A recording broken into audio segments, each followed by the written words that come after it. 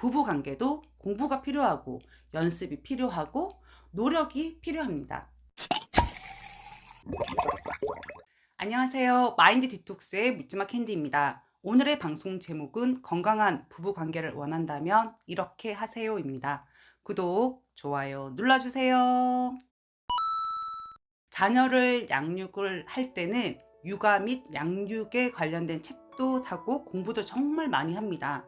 그런데 결혼을 할 때 부부 관계에 대한 공부를 제대로 하고 결혼하시는 분들은 별로 없으십니다.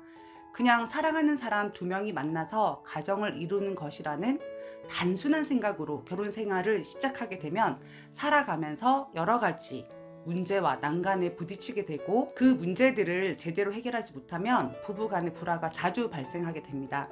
결국에 이혼에까지 이를 수도 있습니다. 다른 환경에서 성장한 사람들이어서 원가족의 모습도 제각각이고 우리들의 생각과 태도 또한 제각각입니다. 부부도 또 하나의 관계이고 그 관계를 지속적으로 긍정적으로 이어가기 위해서는 아내와 남편 둘 다 많은 노력을 기울여야 됩니다. 그래서 오늘은 제가 일전에 공부를 했던 내용들을 발췌를 해서 여러분들께 방송으로 전달해 드리고자 합니다. 부부 관계가 건강한 것은 결혼 생활이 안정되고 이혼의 위험성이 적은 상태를 의미하는 것이 아니라 부부 관계가 활력 있고 친밀하여 협동적인 상태를 의미한다. 부부 관계에서 중요한 결혼 만족은 건강한 부부 관계의 결과로서 행복감에 중요한 비중을 차지한다. 외국에서 실시된 건강하고 원만한 부부 관계에 대한 임상적 연구 결과들에서 공통적이고 핵심적인 7가지 특성을 정리해 보면 다음과 같다. 첫 번째, 자율적으로 관계에 헌신하기. 결혼한 부부 각자가 원가적으로부터 정서적으로 독립되고 분리된 존재로서 자존감을 가지고 결혼 생활과 부부 관계를 긍정적이고 만족스럽게 만드는 일에 자신의 시간과 에너지를 최우선적으로 투입하는 노력을 할 때 행복하고 성공적인 결혼 생활을 한다. 즉, 결혼 생활에서 자율적 존재로서 부부 관계에 대해 스스로 책임감을 갖고 부부 관계를 소중히 여기며 자기 변화와 파트너십을 개발하는 노력을 함으로써 서로를 성장시키는 환경을 만들어낸다.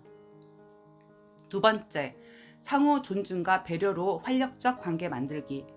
부부가 서로를 충분히 존중하고 인정하며 배려하고 세워줄 때 두 사람의 자존감은 향상되며 상호 간의 긍정적인 행동을 촉진하는 선순환을 가져온다. 인정은 상대방을 있는 그대로 수용하는 태도이며 배려는 상대방에 대한 일방적 배려가 아닌 관계 속에서 자신과 배우자를 동시에 배려하는 것을 의미한다. 특히 의견이 대립되는 상황에서 각자의 개별적인 욕구를 존중하며 취향과 의견, 관점의 차이를 받아들여 배려하는 행동을 하는 경우에 갈등과 좌절의 충격이 완화되고 서로 사랑받고 지지받는 존재로서 신뢰 관계를 유지할 수 있다. 또한 부부 간의 애정 표현과 활력은 관계를 친밀하게 해주고 유대감을 높여준다.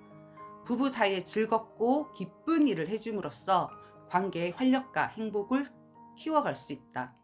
부부가 활력 있는 상태를 유지하는 노력을 게을리하게 되면 지루함, 권태감을 겪게 되고 부부 한쪽이나 양쪽이 이를 벗어나고자 새로운 돌파구를 찾는 과정에서 관계 위기가 발생할 수 있다. 세 번째, 개방적 의사소통하기.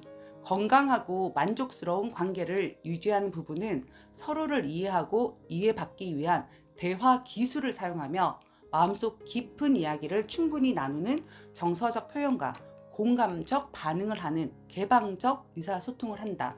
예를 들어 상대가 말을 할 때는 주의를 기울여 경청하고 상대의 말을 인정하고 공감하는 반응을 하며 정확하게 이해하였는지 요약하고 충분한 이해를 위해 개방적 질문을 하는 등 마음을 연결시키는 의사소통을 하는 것이다. 부부가 친밀감을 증진시키기 위해서는 서로를 이해하고 또 배우자로부터 이해받아야 한다. 경청의 기술은 상대방에 대한 이해를 깊게 하고 마음이 통하고 연결되게 만드는 작용을 한다. 만일 부부가 서로 적대적이고 파괴적인 언어를 사용하고 조종하거나 애매모호한 메시지를 전달하면 결혼 생활에 있어 불행과 갈등을 낳고 관계가 파괴된다. 의사소통은 행복한 결혼 생활을 가늠하게 하는 가장 중요한 기준이라고 할 수 있다. 네 번째, 효과적으로 갈등을 다루고 문제를 해결하기.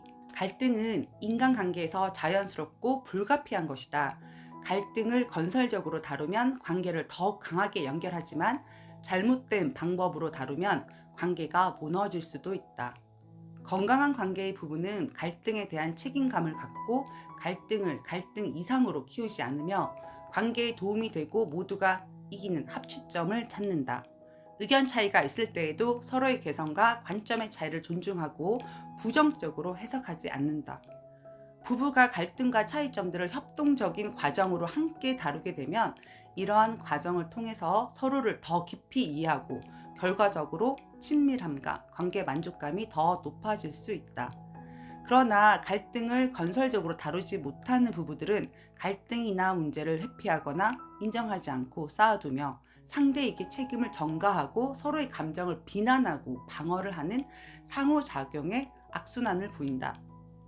다섯 번째, 변화를 위한 내적, 외적 요구와 위기에 유연하게 대처하기. 결혼 생활과 부부 관계에는 지속적인 변화가 수반된다. 즉, 신혼기, 자녀 출산기, 양육기, 자녀 독립기, 노년기 등 발달 과정에 따른 변화를 겪게 되고 때로는 예측하지 못하는 어려움을 만나게 된다. 그런데 이러한 위기 자체가 문제라기보다는 부부가 그것을 관리하는 방식이 문제가 될 수 있다. 건강한 부부는 위기 상황에서 창의적이고 적극적으로 자원을 활용하고 서로 협동하면서 위기를 성장과 발전의 기회로 삼는다. 그 결과 부부 간의 신뢰가 쌓이고 자신감이 생기며 관계는 더욱 견고해진다. 또한 이것은 앞으로의 삶의 위기를 극복해내는 중요한 자원이 된다. 여섯 번째, 공동의 비전과 가치관 공유하기. 공동의 목표와 신념 체계를 공유하는 부부들은 동반자로서 견고하게 결속된다. 부부가 함께 종교 생활을 하거나 봉사 활동을 하면서 인생의 의미와 비전을 공유해 나갈 때 어려움 속에서도 서로 위로하고 정서적 지지를 주고받음으로써 부부 간의 유대감이 굳건해지며 함께 건강한 삶을 누릴 수 있게 된다. 일곱 번째, 경제 안정과 정서 안정을 위한 자원 확보하기. 부부가 공동체로서 함께 건강하게 생활하려면 경제적 안정이 기본적으로 필요하며 가계를 부양하는 역할과 관리하는 역할을 성공적으로 수행해야 한다. 또한 성공적이고 건강한 결혼 생활을 영위하기 위해 관계에서의 친밀감을 증진시키는 능력을 개발하는 것. 예를 들면 카트먼의 애정은행 예금이라는 게 있거든요. 애정을 계속 차곡차곡 쌓아가는 거죠. 외에도 어려움과 위기 상황에서 적절한 도움을 받을 수 있는 여러 자원들, 그러니까 자원들이라면은 확대된 가족들, 친구, 지역사회, 정서적인 지지 등을 말을 하고요. 평소에 확보해 놓는 지혜가 필요하다. 네, 지금 7가지로 봤는데요. 말로 들으니까 이 왜 이렇게 무슨 말이야? 말로는 알지 행동이 안 되니까 그렇지 않은데 뭐 노력해서 안 되는 게 있겠습니까? 처음에는 저도 뭐라는 거야 이렇게 이 할자로만 보였거든요. 근데 상담을 많이 하다 보니까 이 내용들이 이렇게 하지 않았을 때 문제가 많이 발생하는 부부들이 있었고 정말로 일탈 행위를 하는 경우로 까지 상황이 나빠지는 경우가 많았습니다. 집에서도 지금 투명 인간 취급하고 서로 말을 안 하는 분들이 계시잖아요. 정말 멀리까지 온 거라서 서로 티격태격 싸우고 있을 때는 노력을 하면은 반드시 좋은 부부 관계로 발전할 수 있다라고 저는 생각합니다. 그러니까 한번 무너진 관계는 다시 이어나가거나 되돌리기가 굉장히 어렵습니다. 저도 경험했고요. 나 혼자가 아니라 남편과 아내 두 분 다 노력을 하셔야 되는데요. 남편이 부족한 사람이라면 우리들이 채워준다는 넓은 마음과 아량을 가지고 부부 상담도 받고 개인 상담도 받게 해주고 칭찬도 정말 아들한테 해주듯이 많이 해주고 많은 대화를 나누면서 조금씩 건강한 부부 관계로 만들어 나가셨으면 합니다. 왜냐하면 이혼해서 살면서 힘든 일을 겪는 것보다는 현재 내 남편, 아이, 아빠랑 관계 회복을 위해서 내가 애쓰고 노력하는 게 더 좋다라는 거죠. 위의 내용을 살펴보면 인정, 지지, 배려, 관심, 애정 표현, 공감, 경청, 협동 등 상대방에 대한 긍정적인 반응과 긍정적인 태도가 정말 중요한 것 같습니다. 부부 관계도 공부가 필요하고 연습이 필요하고 노력이 필요합니다. 오늘 방송은 여기까지 하도록 하겠습니다. 여러분들 너무 덥고 끈적끈적한 여름인데요. 하지만 이 또한 지나갈 겁니다. 저희들도 그런 외도의 아픔 상처도 다 지나갔잖아요. 마디님들 휴가 중인 분들은 정말 신나게 노시고요. 다 잊어버리시고 즐겁게 노시고요. 그러면 캔디 니나 잘해라. 휴가인데 지금 대본 쓰고 뭐 카페 와서 글 올리고 이런다 하고 있는데 오늘만 제가 다 녹음해놓고 저도 뭐 제 나름대로의 일정이 있으니까요. 노는 게 아니라 뭐 어떤 일들이 있긴 한데 여튼 저도 건강 잘 챙기고 빈 시간이 있으면 그 시간은 알뜰하게 즐겁게 즐기고 오도록 하겠습니다. 네, 네이버 카페에서 묻지마 캔디 마인드 디톡스로 검색을 해주세요. 상담을 통해서 여러분들의 문제 해결에 실질적인 솔루션을 제공해 드리겠습니다. Have a sweet mind detox. 다음 방송일에 우리 또 건강하게 만나요. 안녕.